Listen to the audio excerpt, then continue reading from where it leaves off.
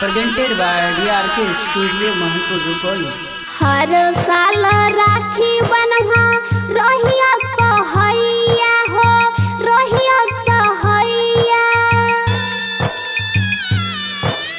हर साल राखी बन्हा रोहिया सहैया हो रोहिया सहैया। राखी के फर्ज भैया हो भैया। राखी के फर्जता हुनी भैया हो भैया। बहिन के कहियो दिल से भूलई हो ना भैया।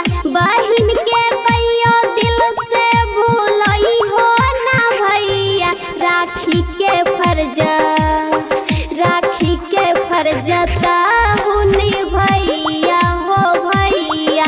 राखी के फर्जता हुनी भैया हो भैया।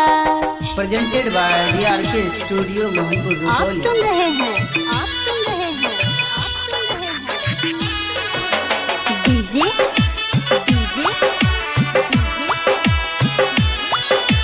दिलीप शर्मा को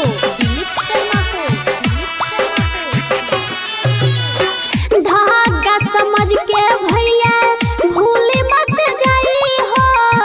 कहे छ बहिनिया तोहार हो। रेशम के धागा में सुना है हो भैया छुपल छै बहिन के प्यार हो। ताले भैया सोना माँ कैसे करिया। ताले भैया सोना माँ कैसे करिया। राखी के फर्जता हुनी भैया हो भैया। राखी के फर्जता हुनी भैया हो भैया।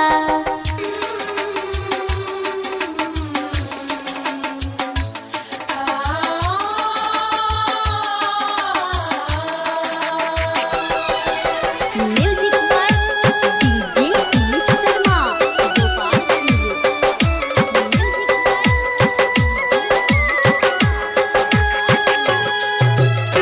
ये हो दीपा का भैया माना न कहना बहिन छिया तोहर दुलार हो। भाई बहिन के प्यार होई छै अनोखा जाने छै सारा संसार हो।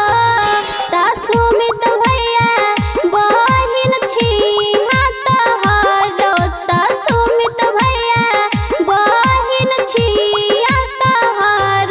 राखी के फर्जता हुनी भैया हो भैया। राखी के फर्जता हुनी भैया हो भैया। Presented by DRK studio Mohanpur Rupauli.